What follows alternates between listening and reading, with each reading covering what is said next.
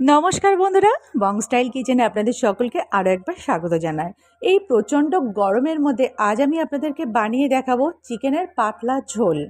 এইভাবে চিকেনের পাতলা ঝোল বানান আর দেখবেন গরমেও মাংস খেতে কিন্তু কোনো রকম অসুবিধা হচ্ছে না। তাহলে আসুন এই পাতলা ঝোলের রেসিপিটা আমি কিভাবে বানালাম সেটাই আপনাদেরকে দেখাই। আসুন তাহলে রেসিপিটা শুরু করি।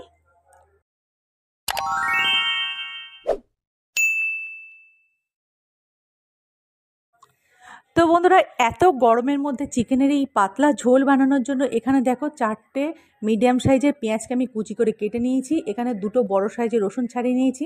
এখানে 2.5 ইঞ্চি আদাকে কেটে রেখেছি। এখানে 8 থেকে 10টা গোটা কাঁচা লঙ্কা নিয়েছি। আর 3টে মাঝারি সাইজের পেঁয়াজকে দেখো এরকম 4 ফালি করে কেটে নিয়েছি। আর মাঝারি সাইজের 2টো টমেটোকে গোল গোল করে কেটে রেখেছি। এখানে একটা মিক্সারে বাটি নিয়েছি। প্রথমে তার মধ্যে দিয়ে দেব আদাগুলোকে, তারপরে দিয়ে নেব রসুন, তারপরে কাঁচা লঙ্কা দিয়ে সামান্য একটু জল দিয়ে একটা পেস্ট আমি তৈরি করে নেব। তো বন্ধুরা, দেখতেই পাচ্ছি এখানে কিন্তু পেস্ট আমি তৈরি করে নিয়েছি। এবারে দেখো এখানে 1 কেজি আমি চিকেন নিয়ে নিয়েছি। চিকেনটাকে খুব ভালোভাবে বেছে জল দিয়ে ধুয়ে পরিষ্কার করে নিয়েছি। এবার চিকেনের মধ্যে দিয়ে দেবো 1 চামচ লবণ আর দিয়ে দেবো 1/2 চামচ হলুদ।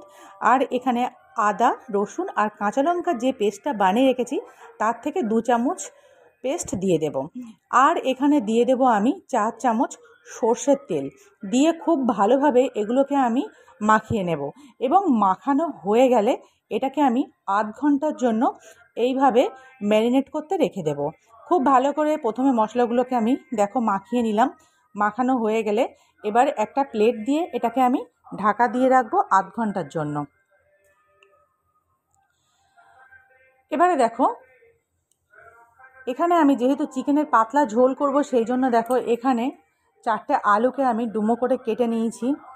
এবার আলুটার মধ্যে আমি দিয়ে দেব সামান্য একটু লবণ, খুব সামান্য একটু হলুদ আর 1 চামচ লঙ্কার গুঁড়ো। নুন, হলুদ আর লঙ্কার গুঁড়ো দিয়ে আলুটাকে ভালোভাবে মাখিয়ে রেখে দেব। তারপর গ্যাসটা অন করে নিয়েছি এবং ফ্লেমটাকে লো করে একটা কড়াই চাপিয়ে দিয়েছি। এবার এই কড়াইয়ের মধ্যে দিয়ে দেব প্রথমে 1/2 চামচ গোটা জিরে, 1/2 চামচ গোটা ধনে, তারপরে দিয়ে দেব 1/2 চামচ গোটা মৌরি। এবারে দিয়ে দেব 6 থেকে 7টা এলাচ আর 2 থেকে 2.5 ইঞ্চি মতো দারুচিনি একটু ভেঙে নিয়েছি। এবার লো ফ্লেমে রেখেই আমি 1 মিনিটের জন্য এগুলোকে ভাজা করে নেব। ভাজাটা কিন্তু এখানে যাতে পুড়ে না যায় সেই দিকটা একটু লক্ষ্য রাখবেন।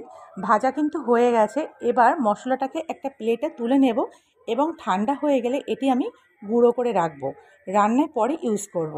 এবার কড়াইয়ের মধ্যে আমি প্রায় 100 গ্রাম সর্ষের তেল দিয়ে দিলাম। তেলটা কিন্তু আপনারা চাইলে একটু কমও দিতে পারেন। এবারে প্রথমে আলুগুলোকে আমি তেলের মধ্যে দিয়ে দেব এবং লাল লাল করে ভাজা করে নেব।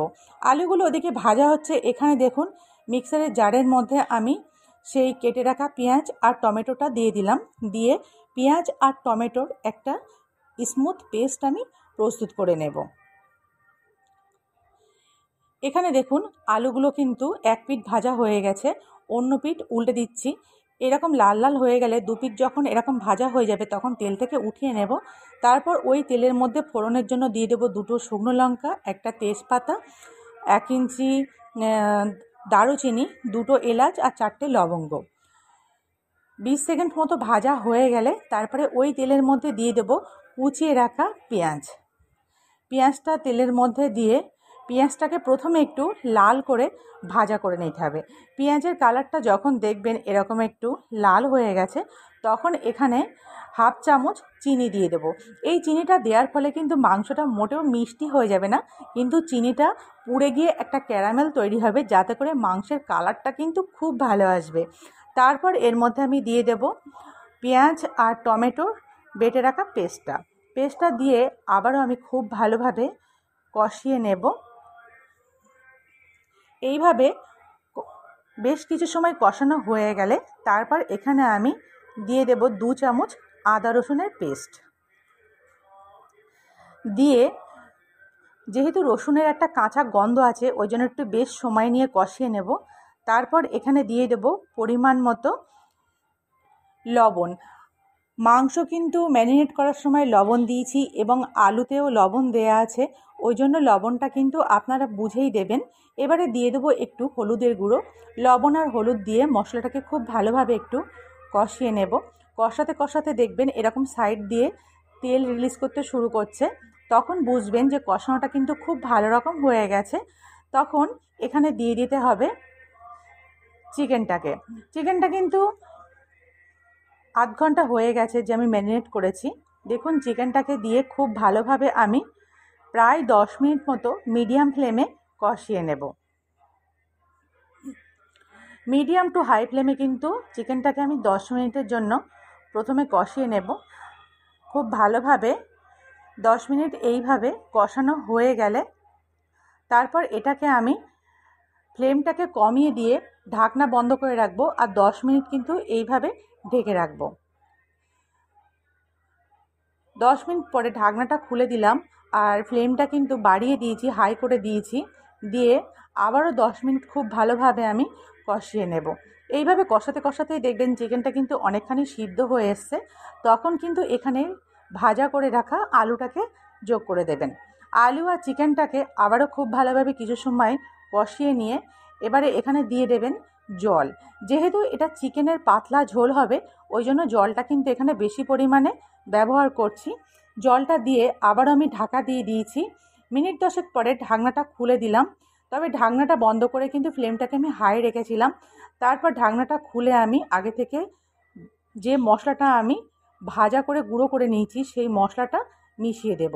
মশলাটা মিশিয়ে দিয়ে আবারও আমি 5 মিনিট ফুটিয়ে তারপর কিন্তু ফ্লেমটাকে অফ করে দিয়ে ঢাকা দিয়ে রাখবো 5 মিনিট। 5 মিনিট পর ঢাকনাটা খুলে আপনাদেরকে দেখাচ্ছি। দেখুন চিকেনের পাতলা ঝোল কিন্তু এখানে প্রস্তুত হয়ে গেছে। দেখুন এটা দেখতে কিন্তু কতটা সুন্দর হয়েছে। এখানে কিন্তু আমি কাশ্মীরি লঙ্কা ব্যবহার করিনি, তার সত্ত্বেও দেখুন কালারটা কত সুন্দর এসছে। তো আজকের এই গরমের মধ্যে চিকেনের পাতলা ঝোল আপনাদের কেমন লাগলো সেটি কিন্তু অবশ্যই জানাবেন। যদি ভালো লাগে তাহলে রেসিপিটা একটা লাইক করবেন, কমেন্ট করবেন, আর আমার চ্যানেলটি সাবস্ক্রাইব করে আমার পাশে থাকার জন্য অনুরোধ করছি। সকলে ভালো থাকবেন, সুস্থ থাকবেন।